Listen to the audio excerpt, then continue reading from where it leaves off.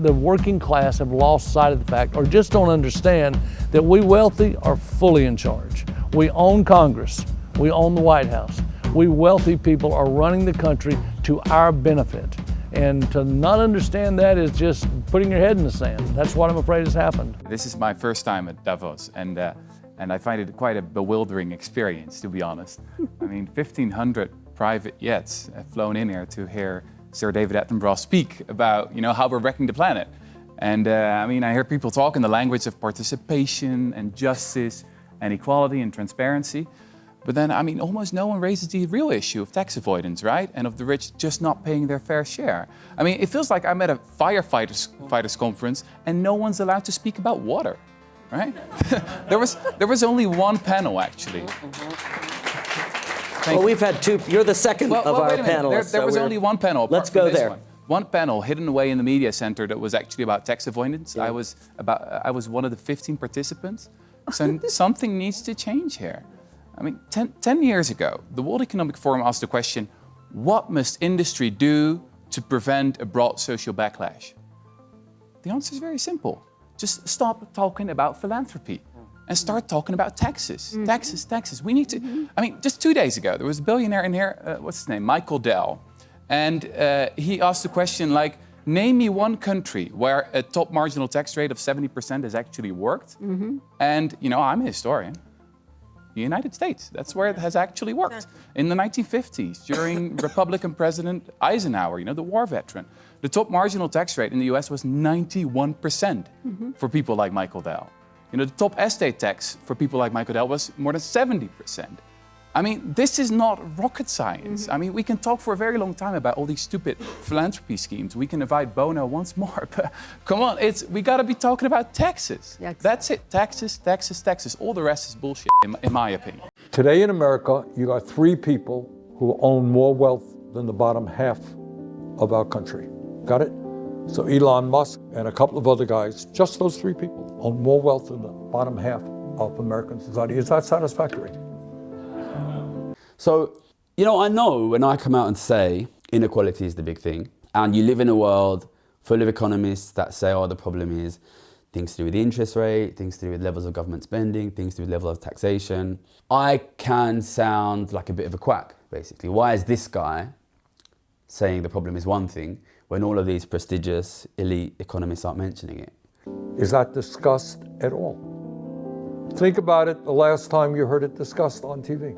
Last time you heard it discussed, maybe with the exception of me and a few others, in Congress. Why aren't we discussing that issue if it's really quite so outrageous? Why? Okay. If somebody got shot down the street, it would be a front page story, right? But somehow this issue of mass income and wealth inequality is not an issue. Why? Corporate control of the media. Good. All right, tell me about that. That means billionaires get to say what we see in front of us. If you have all the money, you get to make up all of what this country gets to represent. If you had supreme power, if Peter Thiel was the ruler of the world and you could fix this, what would you do? Man, I always find that hypothetical. It's a ridiculous hypothetical. It is ridiculous. Ridiculous hypotheticals, you get ridiculous answers. I want a ridiculous answer. That's what I like. But what could be done? Like, what could be done? First of all, what could be done to mitigate it, and what could be done to solve it? I think my answers are probably all in the very libertarian direction. So it would be sort of figure out ways to have smaller governments, figure out ways, to increase the age on Social Security, means test Social Security so not everyone gets it. Just figure out ways to gradually dial back, a lot of these government benefits. And then that's insanely unpopular. So it's completely unrealistic on that level. You can tell me better than anybody. Social Security is the biggest Ponzi scheme of all time. Right, explain that. You're paying, like if you look at the future obligations of Social Security, it far exceeds the tax revenue. So the future obligation. So however bad the financial situation is right now for the federal government, it will be much worse in the future. Really know how to take advantage, don't they? So here's what I'm thinking, folks. By now, everybody's supposed to know that when it comes to survival, staying alive, you know, you have to be, you can't be too picky and choosy about the company you're going to keep. You know, sometimes you have to cooperate with some kind of unsavory people. People you don't like, people you don't trust, people you don't respect, the kind of people you might not even invite into your own home. So, for that reason, tonight I'm announcing my intention to cooperate with the United States government. Okay? That's right. Now listen. The role of Elon Musk in Washington was a huge topic of conversation throughout the day. He is, of course, the richest man in the world, CEO of SpaceX, also Tesla, owner of X and the founder of Grok AI. And now his influence is headed to Washington. The trusted Trump ally is going to be co-leading the Department of Government Efficiency designed to slash the size and scope of the federal government. There is no accounting of what payments actually go to in the payment computer. So, like, you look at a specific line item, like $20 million, and you're like, okay, well, what is this money going to? And for the majority of payment systems, it's like, well, we don't really know. And yeah, they're like, what? That would be the response. Is this the most basic responses? Yeah. Yeah. That's the most common response. What do you say when people just say, I don't know? Well, it's a huge cause for concern because, like, the upstream thing, which is distributing the money, literally has no checks and no accountability to the actual American taxpayer. The Department of Veterans Affairs released this memo of plans to cut thousands of jobs. Quote, to achieve efficiencies dictated by President Trump's February 11, 2025 executive order implementing the President's Department of Government Efficiency DOGE Workforce Optimization Initiative. How many VA jobs are on the chopping block? Well, according to the memo, quote, the department's initial objective is to return to our 2019 end strength numbers of 399,957 employees. To reach that would require a cut of nearly 80,000 VA employees. And that has truck mechanic and Army vet Dennis Denton concerned. Yes, it does. Because it takes almost 2 to 3 months before you can get an appointment to come in because you got so many vets. You got so many vets out there. Do these people not respect taxpayer money? I mean, there's no incentive to if you work in the government.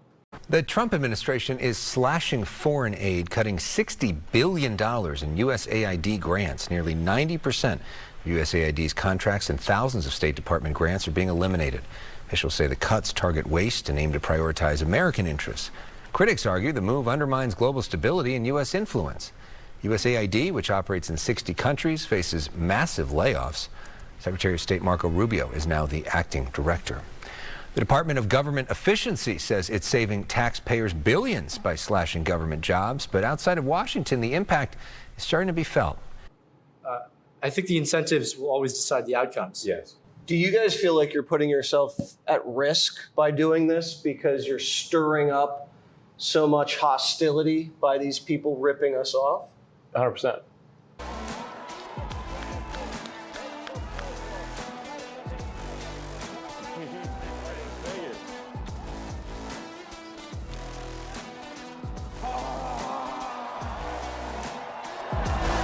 This is the chainsaw for bureaucracy.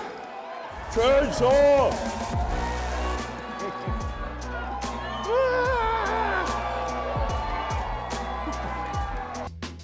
The wealthy are definitely undertaxed. In the U.S., the disparity between the richest Americans and everyone else has been growing. And in the last 40 years, the after-tax income of the richest has risen more than 400%, while middle-class income has only risen 50%. The way these people make money is very different than the way these people make money. Elon Musk, Jeff Bezos, and Warren Buffett, 3 of the richest men in the world. And yet it's very likely that you pay more tax as a proportion of your earnings than they do. In fact, Warren Buffett once said this. But I'm paying about the same percentage of my income to the federal government as my secretary does. Leaked tax returns analysed by ProPublica found that Jeff Bezos paid no federal income tax in 2007 and 2011, while Elon Musk didn't pay any income tax in 2018. The rich have it different than the rest of us. They make their money holding assets. capital, and we tax capital very lightly. And why can't politicians seem to do anything about it? People like Elon Musk and Jeff Bezos didn't become the two richest people on the planet by being paid a salary. Instead, they like to be compensated in the form of shares in the companies that they run. Shares, though, are very different to a salary. You only pay tax, capital gains tax, when you sell shares. The top tax rate on capital gains is 20%. By contrast, wages, salaries, bonuses are taxed at 37%. Most of campus hates me now. But I think fundamentally, I hope people realize through conversations like this that reform is genuinely needed. I saw a generation of people, my parents' generation, who owned property, and another generation of people, their kids, my generation, who will never own property. The middle class are losing their homes, the middle class are losing their wealth. Where is that wealth going? Where is that wealth And your going? argument is it's going just to the super rich. Where else? So they're getting. So Dave, I mean. Well, I think it's important to make a distinction that first off, what's happening in your country and our country are not exactly the same, but largely over the last decade, until the last month where we now have Donald Trump, both of our countries have been going in the direction of more big government, more regulation, more of the middle management nonsense that Elon Musk is uncovering every day. So I would be for removing as much of that as possible, removing as much of the waste. I mean, we are now seeing with USAID and everything else that Elon is uncovering with Doge, that the amount of waste and absolute fraud, and I would say criminal negligence in the system is a huge root of it. So I agree. Shocking, yeah. So again, I agree with some of the symptoms you're talking about for sure. The question is the diagnosis. So how do you then say to the person that can't afford the house, how do you afford a house? Well, one way you might want to do it is I would, if I was in charge of your country or mine, I would lower taxes for everybody. I would do a flat tax for everybody. Make sure, so whether you're a billionaire or whether you make $100,000 or 75 grand, whatever it might be, you're going to pay whatever the number is. We can all agree on the number. Let's say it's 10%. The billionaire is still paying way more in taxes. But this type of class warfare that we've been caught up in, where the common phrase always is, well, they have to pay their fair share. Well, who decides what the fair share is? And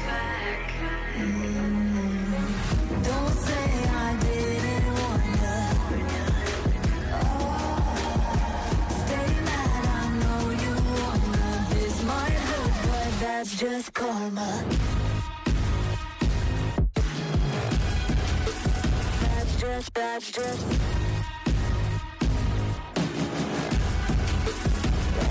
karma. Don't play the part, play the victim.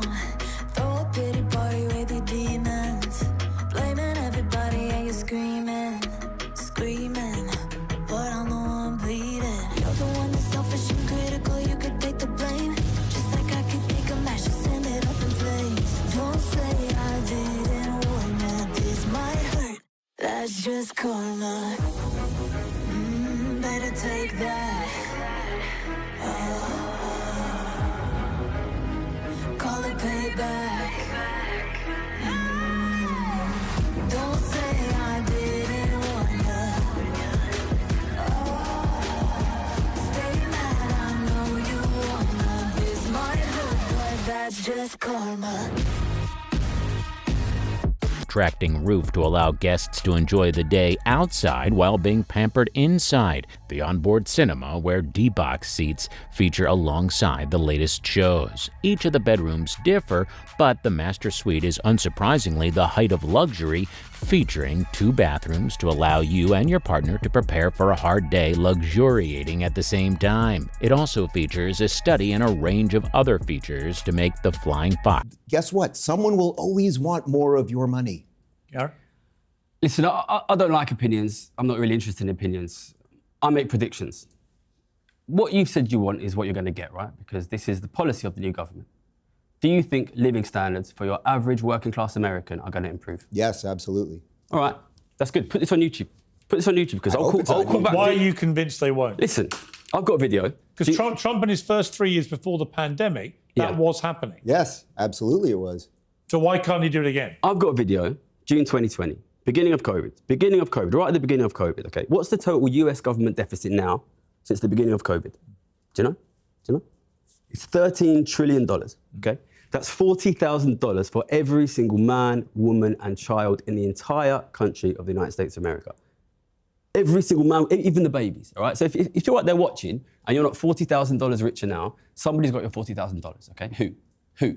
Who's got that money now? So the most amazing thing I've ever seen at the beginning of COVID, we all knew governments across the world were going to give these unbelievable, enormous amounts of money out. The UK number is just over £1 trillion, by the way. These enormous amounts of money being given out. Nobody asked the question, who's going to end up with that money? Nobody. This is $40,000 for every... Imagine if the government came and took $40,000 from everyone in the country. And gave it to somebody. Nobody did the analysis. I did the analysis. Can you point, if you know your history, can you point to a period in UK history, for example, where massively punishing rich people by massively taxing them has actually benefited the country? Listen, because I can't really. My dad was born in 57. He worked for the post office, Royal Mail, 35 years. Never once earned more than the average wage in the country. He was able to buy a house, support a family. My parents are retired now. They own their own property. They're financially secure. That's not possible now. He lived in an era where the top rate of tax was much, much, much higher. The 50s, the 60s, the 70s in the UK, in the US, the top rate of tax on large estates was significantly higher. And in that time period, it's not a coincidence, ordinary people could afford to buy houses. They could afford to... Listen, this is not normal, okay? Read your history, right? You read Charles Dickens? Charles Dickens? In this country we're talking right now, 150 years ago, ordinary men and women lived in desperate poverty, okay?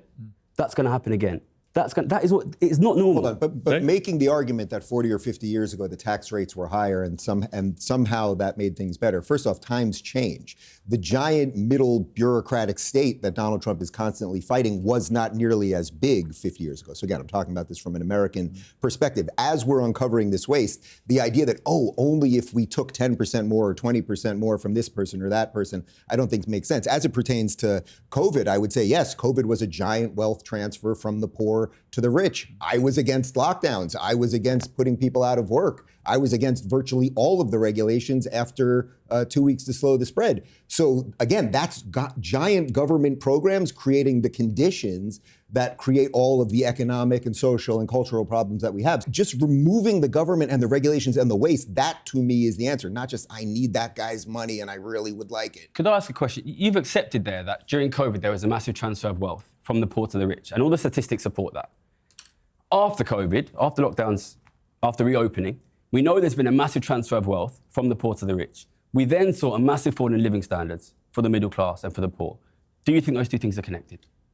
From an American perspective, I would say those things are largely connected because they decided to print money relentlessly. That's what we did. We did the Inflation Reduction Act, which was actually an inflation increase act. The average increase in US billionaires' wealth in the first year of COVID was more than 100%, doubling of wealth.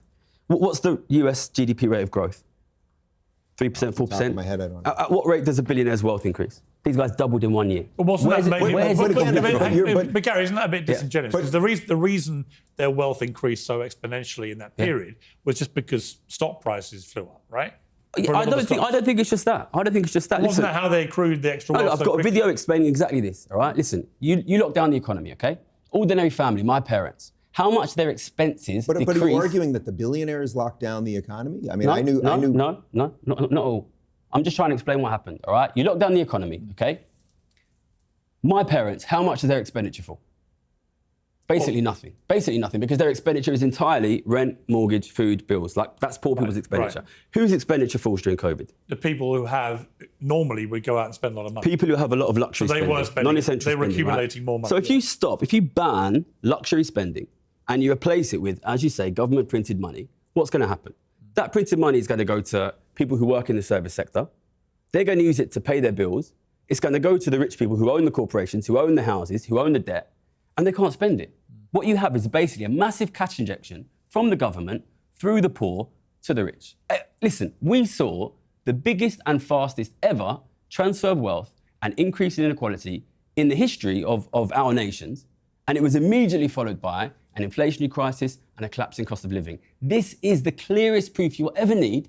You don't need me, somebody who's made millions of pounds betting on this. The clearest proof you will ever need of the absolutely bloody obvious fact that if you massively increase inequality, you will decrease living standards for working people. Well, it seems to me that the part we're agreeing on is that we all seem to agree that giant government spending and giant government control over the economy and over our lives ultimately is bad. I don't blame... Yeah, I don't really see the correlation between that reality, which we can all agree to, and the fact that it's the billionaires' fault for getting richer. Exactly. When actually a lot of that wealth was just accrued from... Listen, I'm not Mahatma Gandhi, I'm not Mother Teresa, I'm not a moral philosopher. I'm one of the best economists in the fucking world at this, okay? I'm here to tell you what's happening. If you massively increase inequality, these guys, they don't just sit on that $10 trillion. They don't just sit on it. They use that to buy assets. They buy the assets that ordinary American working families need. The reason why American families, their kids can't afford homes is because they're now competing with a billionaire class that is $10 trillion richer. $10 trillion, that's $40,000 for every American man, woman, and child. Well, I would say that even if we were to take that premise as true, so I'll go with you on the premise, the fault would not lie within the billionaire doing something that is right. So if we're in agreement on that, I think that's positive. But where does the poverty lie? So then the issue really is, what would you want a competent government to do? And I think what you would want a competent government to do. Hundreds of past and present NASA employees have signed a letter urging the space agency to resist the Trump administration's proposed budget cuts. The Voyager Declaration points out rapid and wasteful changes at NASA over the past 6 months. It was addressed to Transportation Secretary Sean Duffy, who was named NASA's acting administrator earlier this month. 6 former astronauts were among those signing the letter. In its budget request to Congress in June, the Trump administration proposed slashing NASA's budget by almost 25%. The employees wrote in their letter, "We are compelled to speak up when our leadership prioritizes political momentum over human safety, scientific advancement, and efficient use of public resources." In a statement, the NASA press secretary said the agency would never compromise on safety and that, quote, "any reductions, including our current voluntary reduction, will be designed to protect safety-critical roles." Is make sure that there is as little waste as possible, that we're not spending money on, trans comic books in Peru, which is literally what we're finding out right now. And we're going to perhaps audit the Fed and find out where the trillions of dollars to Ukraine went and everything else. And if we have a proper accounting, the same way you run your household and anyone would run their business, then we could probably address some of these issues. But I'm glad to hear that we're not really blaming the billionaires who are just playing the game as the game is set up. Yeah, what you want to change is the system. Yeah, look, I'm not here to blame nobody. Listen, I'm a rich person. You're a rich person. I just met you today, but you've got a very nice suit. I'm doing all right. It is a new suit. Listen, I'll tell you what a competent government would do. A competent government would stop this massive, massive increase of inequality from accelerating out of all control. How would you do it? So do you agree with Donald Trump's policies on that? Because by lowering taxes, by lowering regulation, by getting rid of inefficiency, I mean, I'm with you on the premise. How rich is Elon Musk? How rich is Elon Musk? He's worth trillions, I don't know. Okay, let's say he's worth $300 billion. Okay, what is his passive income going to be on $300 billion? I understand. So you want $15 billion a year. more. $15 billion a year. Okay, what's $15 billion a year per week? We're talking about something like $300 million a week. But what's your point? These guys have no choice but to buy up the assets. These guys will buy up all of the assets. If you allow these people to be extraordinarily rich, they're not bad people. Well, in some cases they might be, but also, I don't know these guys, right? They will buy up all the assets. Ordinary people will be nothing. Let's take Musk as a good example, actually, because he's somebody who's created 5 companies now, or part created some of them and created others from scratch. And they're some of the most extraordinary companies in the world. Over the past decade, Musk's companies, SpaceX and Tesla, were together awarded at least $18 billion in federal contracts. That is according to spending data.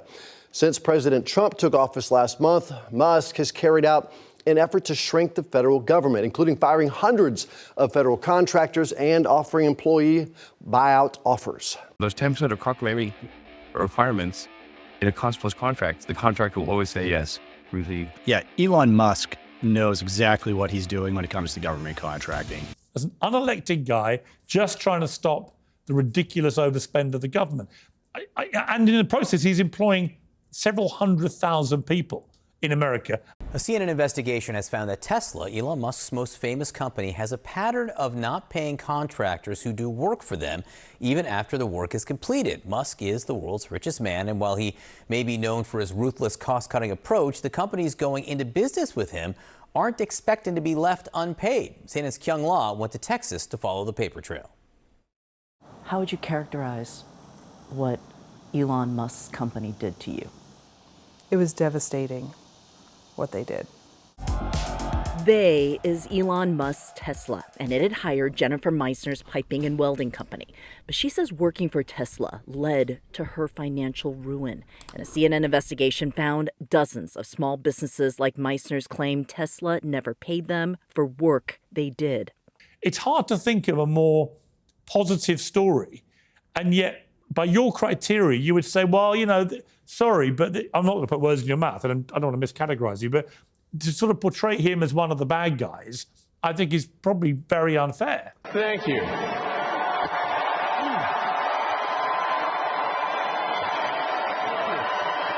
You saw what you saw. We all saw it. We all know we saw it. This is how day one kicked off for the Trump administration. And I just want to say thank you. Anyway, let's look at one of these tech billionaire oligarchs speaking at the inauguration. My heart goes out to you. Did he just say Kyle? It is thanks to you. I ain't here to call. I ain't never met Elon Musk. Yeah. I ain't never met the guy. He could be a nice. Have you met him? I met him once last year for Well, a look, couple of if hours. he wants to copy my book, I'll sign one for him. We can send it over, right? Look, listen. I'm not here to attack Elon Musk. No, but you know my point. I'm here to He protect. can afford a copy. I'm He'll here buy to it. protect my people's ability to feed and house their children, and they're losing that. Right. They're losing that. And listen, but why is that listen, Elon we are Musk's not- fault? Because he's I didn't say anything employing Elon hundreds Musk's of fault. thousands of This people. is because wealth inequality is rapidly increasing, and wealth is being sucked out I of the hear middle you. class. I hear you. But why? But what can he do about it? The wealthy are definitely undertaxed. And start talking about taxes. Taxes. We need to watch your class. So what's the answer? Give me your answer. If you're now, It can only be taxed. let me make So do you have a let me problem- make do you have the a problem treasurer. with any Yeah. of the things that Donald Trump's doing as per the economy or anything that we've seen in the last month? It I don't think seems that they're going to work. I don't think because I am somebody who has made millions of pounds betting that growing inequality will reduce living standards, and he's cutting taxes on the rich. Listen, let me ask you a question, right? You've already accepted if we massively increase inequality, that can decrease living standards. If we massively decrease tax on the rich, people who make passive income of $100, $200 million a year, do you think that will affect living standards of the middle class? I don't know. If they increase their ownership of It's not- wealth, if they increase their consumption of goods and services, where does it fucking come from? Listen, we have sat here in the last 5 years. We've watched the biggest ever increase in millionaire and billionaire wealth in the history of this planet, immediately followed by a collapse in living standards of the middle class, a complete collapse in the ability of ordinary people to own assets, and nobody's drawing the connection. Gary, let me ask you a hard question. Can you point to a country in the last century where socialism has worked? I will point to a country where taxing the rich at a fair rate led to good living standards for working people, United States, 1955. And we lift wages up, it is unequivocally going to go into consumption. And consumption represents 66% of the U.S. economy. So would we be better off putting billions of extra dollars in the hands of the people who are going to go to JCPenney's who's struggling, or to Walmart who's not, or to General Motors and buy another car? Would we be better putting it in their pockets, or would we be better off putting it in the pockets of people like me, who already have plenty of money, who I own everything that I want? I'm not going to go spend the money on consumables because I've already consumed all that I want. Why not put the money in the pockets of those who will spend it? It's just, to me, a good business decision. All of my wealthy friends think I'm crazy. I think they're crazy. I think they're the ones that are missing the boat. And it just amazes me that they don't understand how short-sighted their approach to running our country is, and it will not last. We cannot continue to run this country the way we are for long. It may last our lifetimes, but that's pretty selfish, isn't it? That we don't concern ourselves more with our children, and probably more importantly, our grandchildren. That's a pretty selfish, short-sighted view, and I don't think it's really the American way.